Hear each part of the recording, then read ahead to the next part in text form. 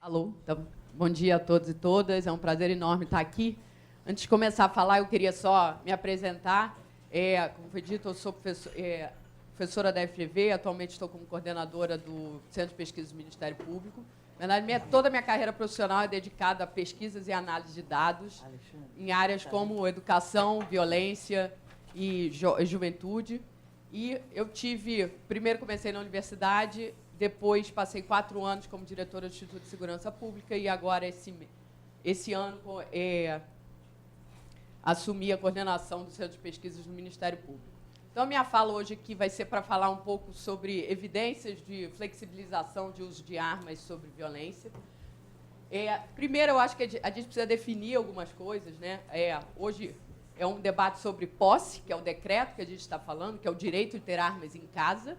Mas existe a diferença no Brasil entre posse e porte. Porte é o direito de andar com armas pela rua. Por que essa diferença é importante? Porque agora a gente está discutindo posse, mas todo o movimento político é para que a gente, em breve, esteja discutindo porte de arma de fogo. Isso é algo importante de se ter em mente.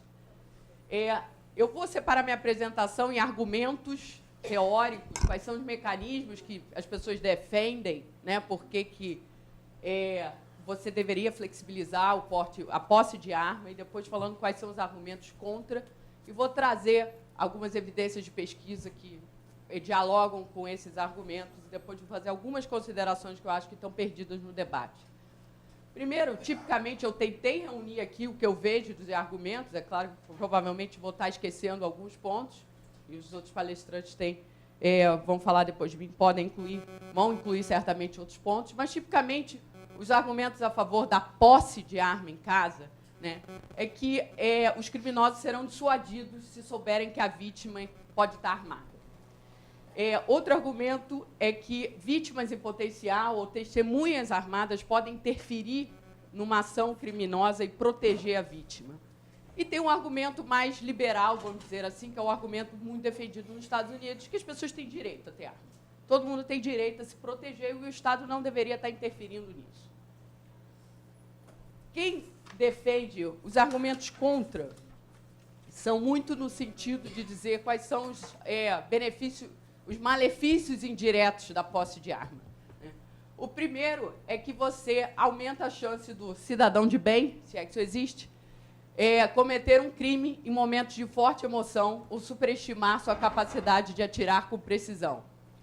Então, na verdade, você tem casos, isso está bastante documentado, que pessoas que não têm nenhuma tendência criminosa, que não têm nenhuma propensão e não teriam nenhuma intenção, em momentos de forte emoção, quando uma arma está à sua disposição, elas acabam cometendo um crime ou tendo uma reação maior do que elas mesmas gostariam. A segunda é que, na verdade, para aqueles que têm tendência criminosa, eles tendem a causar muito mais dano, porque eles sabem que eles vão estar interagindo com uma pessoa que está armada. Na verdade, a maior probabilidade de você estar interagindo com uma pessoa armada, então você tende a ser muito mais violento na sua ação. Isso, clássico da gente ver isso, é na interação de criminosos com policiais militares, que estão armados, na maioria dos estados, e tipicamente já chegam atirando, porque eles sabem que a probabilidade da pessoa estar armada, do policial estar armado, é quase 1, né? A outra, Silvia já invocou, a arma é um instrumento de ataque, não de defesa. Ela é muito ineficiente na defesa do ser humano.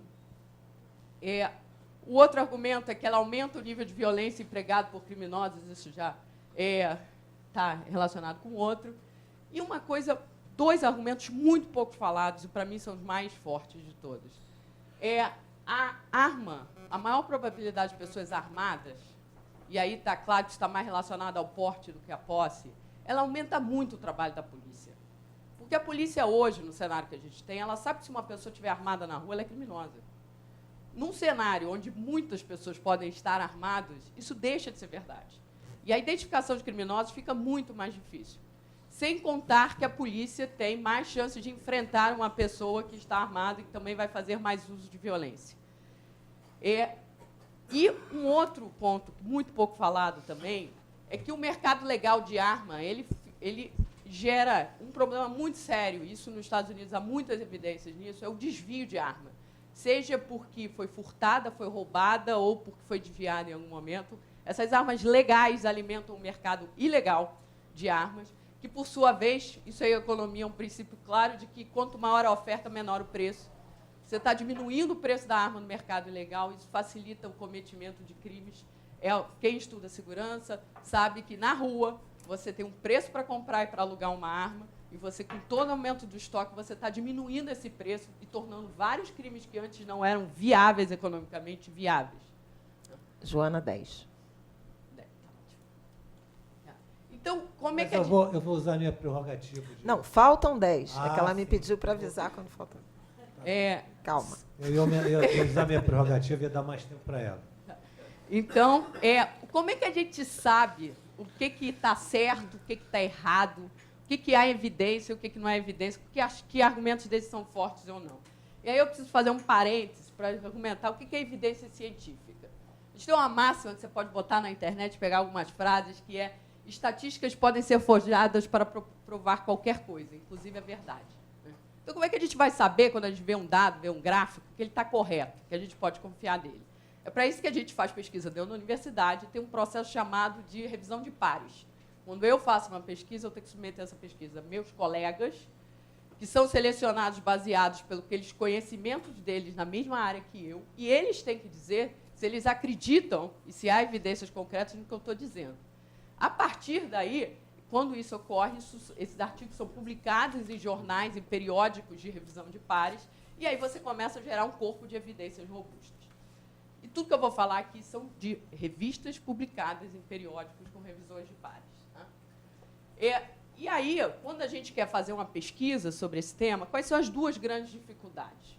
Eu não posso comparar o nível de vitimização, o nível de crime que foi exposto uma pessoa que está armada com uma pessoa que não está armada, ou de lugares que têm mais prevalência de armas com lugares que não têm.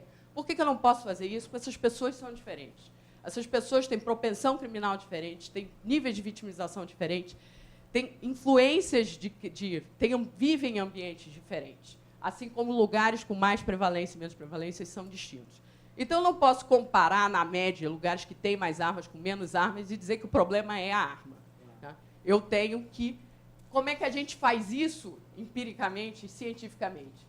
Idealmente, o que eu gostaria de fazer é o que a gente chama do teste de laboratório, que era pegar aqui, dar armas para alguns de vocês, independente se vocês querem ou não querem ter acesso à arma, independente do lugar que vocês vivem, da cor de vocês, do gênero, e observar essas pessoas depois por um tempo para ver se a posse da arma afetou a propensão criminal, a vitimização dessas pessoas. Obviamente, isso não dá para fazer. O que as pessoas fazem, o que os pesquisadores fazem?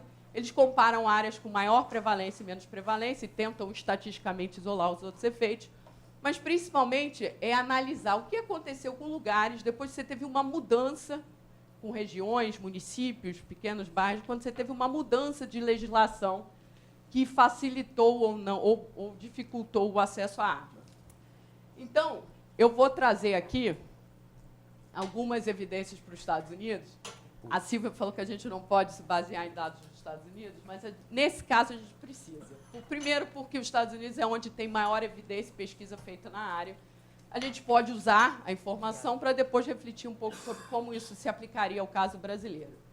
Então, uma coisa tem esse artigo do James Ludwig e do Philip Cook, que basicamente eles olham qual é o efeito de você ter arma em casa sobre assaltos à residência. E, basicamente, eles trazem um argumento que a gente tipicamente está pensando que ter arma em casa dissuade o criminoso de entrar na sua casa. Mas ela também tem um efeito que a arma é um bem muito valioso e muito objeto de crime. Então, na verdade, o que eles estimam, inclusive, é que você tem um aumento de roubo à residência em municípios com maior prevalência de armas.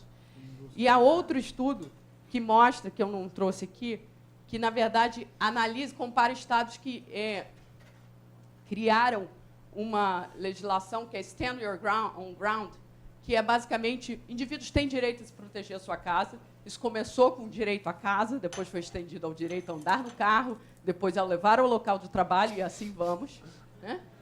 E provavelmente vamos entrar nessa discussão aqui, e depois você vê o que aconteceu com as pessoas. E eles não veem que não tem nenhum impacto sobre roubo e furto, o que há é um aumento de homicídio e de suicídio.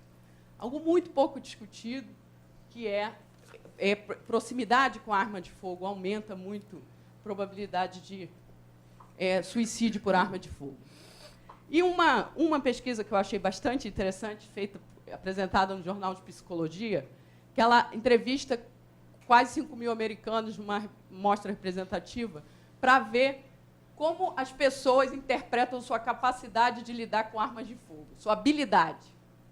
Basicamente, 23% dos entrevistados declaram que eles estão entre os 1% que melhor sabem manusear uma arma de fogo. Basicamente, 1/4 da população acredita ser o topo estar no topo da população da sua capacidade de usar uma arma, que é bastante otimista. E a outra coisa é que 83% das pessoas declaram que elas têm maior capacidade de controlar sua raiva e usar a arma de fogo do que o cidadão mediano, o que também demonstra uma grande superestimativa na capacidade das pessoas de usar arma. Isso eu acho que é central para o argumento, porque um dos argumentos a favor da liberalização é que as pessoas são capazes de usar arma, né? Que as pessoas sabem manusear a arma e que elas vão se conter. Isso, a pesquisa mostra que as pessoas são super otimistas em relação a isso. O que a gente sabe para o Brasil? Peraí que eu pulei um slide, eu acho. Então, como é que a gente pode pegar evidência nos Estados Unidos e pensar nela sobre o Brasil? Eu acho que tudo que a gente lê para os Estados Unidos é uma subestimativa do que vai acontecer aqui no Brasil. Pelo seguinte, o nosso nível de violência, de roubos e crimes é muito maior. A gente tem um mercado de crime organizado muito maior, que gera uma demanda por armas legais muito maior. E a gente tem um grau de violência doméstica muito maior, né? Então, tudo... E tem sistemas de controle muito menores. O que a gente sabe de números para o Brasil? Bom, aqui no Brasil, 79% dos homicídios são provocados por arma de fogo. E aqui acabou ficando muito contraste, não está mostrando. Uma pesquisa do Instituto Sou da Paz, feita para o estado de Goiás, que ele foi tentar ver a origem de armas apreendidas pela polícia. Basicamente, de todas as armas apreendidas, 63% tinham numeração, onde eles podiam rastrear. E dessas que eles encontraram com numeração, metade delas tinha origem legal. Isso quer dizer que uma pessoa tinha ido na Polícia Federal, registrado essa arma, e essa arma depois, posteriormente, foi encontrada na mão de um criminoso. Tá? Então, para mim, isso é uma prova bastante contundente que existe esse fluxo no mercado legal para o ilegal. E que é algo que a gente precisa estar bastante preocupado. Outra coisa, isso aqui é um estudo feito pelo Instituto de Segurança Pública no passado, que basicamente pega uma amostra representativa de mortes violentas no Rio e busca entender as circunstâncias dessa morte. Tipicamente, quando a gente está falando de medo, de por que a gente precisa da arma para se defender, é em situações de latrocínio. O que é o latrocínio? É um roubo seguido de morte. É você ser assaltado e aí você acabar morrendo porque o autor criminoso estava armado. A gente não... Isso representa 2% das mortes violentas do Rio de Janeiro. Em compensação, no mínimo, na verdade é difícil, a gente não consegue determinar metade das mortes. Então, tudo que eu der os números aqui é pelo menos isso. Só que os crimes interpessoais, o que é um interpessoal? Brigas, rixas, besteiras, já são 15% das mortes. Flexibilizar a arma sob o argumento de diminuir latrocínio, a gente pode ter alguma redução, mas com uma enorme chance de aumentar o interpessoal, né? Então, em termos de magnitude, isso tem um efeito potencialmente tende a aumentar muito mortes violentas. E aí, já me aproximando para o final, eu queria fazer algumas considerações. O que a gente está discutindo hoje no Brasil são duas coisas de uma combinação fatal que ainda não foi apresentada aqui. Uma é a liberalização de armas, e uma outra coisa é um adendo que foi colocado dentro do pacote anticrime do Moro. Há uma modificação do artigo 23 do Código Penal, que ele introduz um parágrafo que diz o seguinte: o juiz poderá reduzir a pena até a metade ou deixar de aplicá-la se o excesso decorrer de excusável medo, surpresa ou violenta emoção. Espero não estar errada, Me disseram que isso pode ser chamado de causa de diminuição de pena. Eu não sou advogada, mas, basicamente, você está gerando uma oportunidade que mais pessoas podem ser armas e abrindo espaço para menos pessoas serem punidas se cometerem um excesso sob violenta emoção. E aí a minha pergunta para vocês é como é que faz com as brigas banais que a gente tem, né? Porque é como se a gente fosse uma sociedade sem conflitos. Eu acho que a gente está discutindo muito como lidar com o crime, o criminoso, e esquecendo como fica a relação de nós. Né? E, terminando aqui, outro assunto que está fora do debate é que está se propondo flexibilizar o acesso sem nenhuma contrapartida em controle de armas. Tá? O Brasil não tem um sistema eficiente de controle de armas. A gente hoje tem 2 bancos de dados, o Sinarme e o Sigma, um administrado pelo Exército, outro pela Polícia Federal, que não se falam. Rastrear uma arma no Brasil demora algo como 1 ano uma arma. Tá?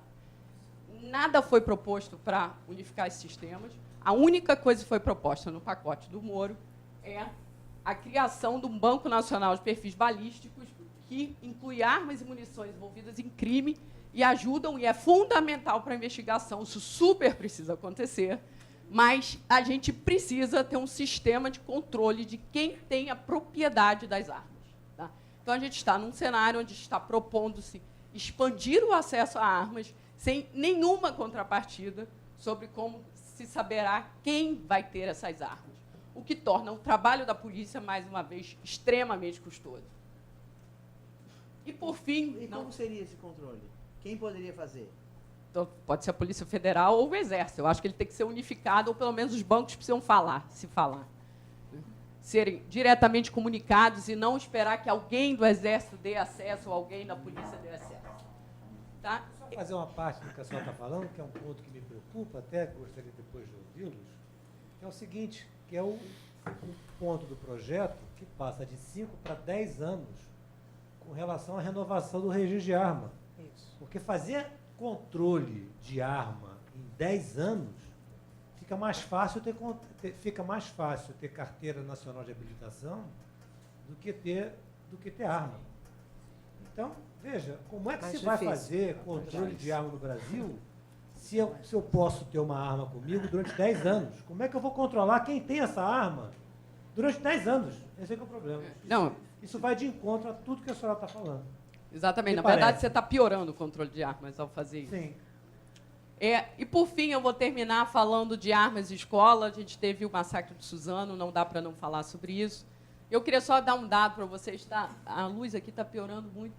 Mas, nos Estados Unidos, que é o país usado de referência para o acesso à arma de fogo, uma pesquisa com jovens de 13 a 17 anos, em 2011, mostrou que 17% dos jovens declararam ter levado uma arma para a escola nos últimos 30 dias da entrevista. Tá? 17%.